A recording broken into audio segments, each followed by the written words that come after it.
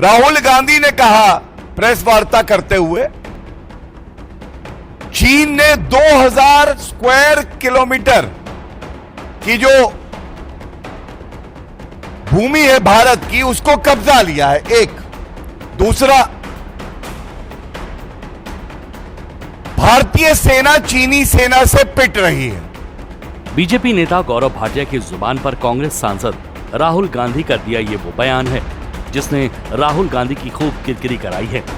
Supreme court ने राहुल गांधी को उनके इसी बयान के लिए फटकार लगाई है। साल 2022 में राहुल गांधी ने भारतीय सेना को लेकर एक ऐसा बयान दिया था जिसमें वो अपने ही देश की सेना को शौर्य पर सवाल खड़े कर रहे थे। पहले राहुल का वो बयान सुन लीजिए। ऐसे मैं आपसे शर्त लगा लेता हूं कि प्रेस वाले आज सब सवाल पूछेंगे, आगे पीछे दाएं बाएं, यात्रा, सचिन पायलट, अशोक गहलोत, सब पूछेंगे, मगर चाइना के बारे में एक सवाल नहीं पूछा जाएगा। जिन्होंने 2000 स्क्वायर किलोमीटर हिंदुस्तान का उठा लिया, जिन्होंने हिंदुस्तान के 20 जवानों को शहीद किया, जो हमारे जवानों को अरुणाचल प्रदेश में पीट रहे हैं, मैंने कहा हिंदुस्तान की प्रेस मुझसे इनके बारे में एक सवाल नहीं पूछेगी। राहुल ने ये बयान साल 2022 में भारत जोड़ो यात्रा के दौरान एक कार्यक्रम में दिया था और यही वो बयान है जिसके चलते राहुल गांधी पर भारतीय सेना के अपमान का आरोप लगा था। राहुल के खिलाफ लखनऊ की एमपी एमएलए कोर्ट में उनके मानहानि का मुकदमा भी दर्ज हुआ था और सोमवार को लोकसभा के नेता प्रतिपक्ष और कांग्रेस सांसद राहुल गांधी को इसी बयान के चलते देश की सुप्रीम कोर्ट से तगड़ी फटकार लगी है। भारत चीन तनाव पर की गई टिप्पणी के लिए सुप्रीम कोर्ट ने राहुल गांधी को फटकार लगाई है। जस्टिस दीपांकर दत्ता और जस्टिस एजी मसीनी की बेंच ने राहुल गांधी की तरफ से दिए गए बयानों पर असहमति जताई है। सुप्रीम कोर्ट ने राहुल गांधी से तल्ख सवाल किए हैं कि आपको कैसे पता चला कि चीन ने भारत की 2000 वर्ग किलोमीटर की जमीन पर कब्जा कर लिया है। विश्वसनीय जानकारी क्या है? अगर आप सच्चे भारतीय होते तो ऐसा नहीं कहते। जब सीमा पार संघर्ष चल रहा हो तो क्या आप ये सब कह सकते हैं? आप संसद में सवाल क्यों नहीं पूछ सकते? आप यानी राहुल गांधी विपक्ष के नेता हैं, संसद में बोले, सोशल मीडिया पर नहीं। Graphics out. और आज इस केस के संबंध में कि हमारे नेता प्रतिपक्ष श्री राहुल गांधी जी ने भारतीय सैनिकों के लिए एक अभद्र भाषा का प्रयोग किया, वो भी एक अभद्र भाव भंगिमा के साथ कि चाइनीज़ भारतीय सैनिकों को पीट रहे हैं। वो केस क्या है और उस केस में अंततः मुझे न्याय मिलेगा, ये मुझे विश्वास है। 9 दिसंबर 2022 को भारतीय और चीनी सेनाओं के बीच झड़प हुई थी और उसी दौरान राहुल गांधी के दिए बयान पर सुप्रीम कोर्ट ने राहुल गांधी की खिंचाई की तो बीजेपी की तरफ से जमकर रिएक्शन आए।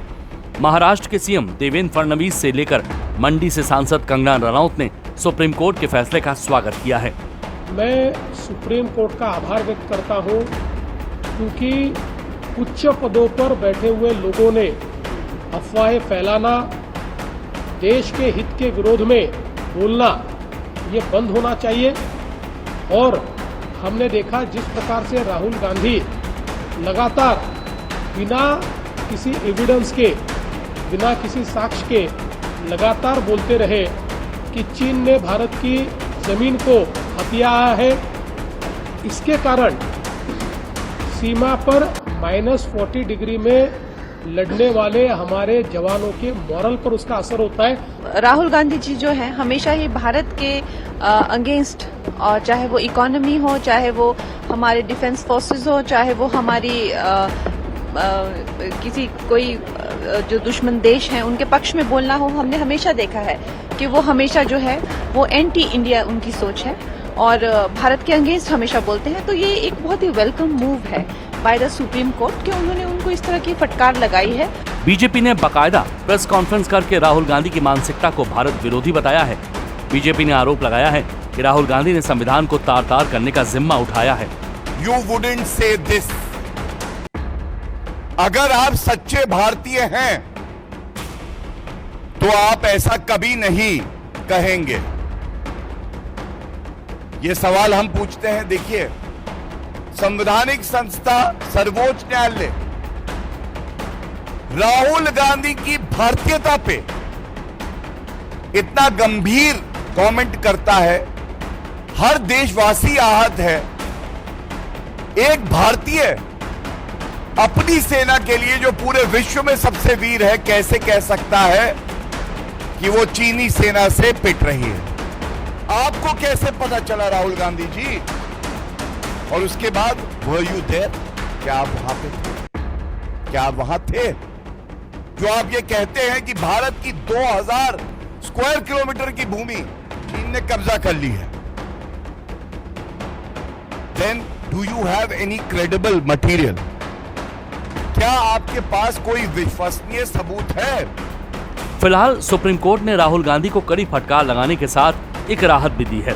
सुप्रीम कोर्ट ने मानहानि केस में उनके खिलाफ लखनऊ ट्रायल कोर्ट के सम्मन पर रोक लगा दी है। साथ ही सुप्रीम कोर्ट ने यूपी सरकार और शिकायतकर्ता को नोटिस भी जारी किया है। बताया जा रहा है कि मामले में अगली सुनवाई के लिए 3 हफ्ते बाद का समय तय किया गया है।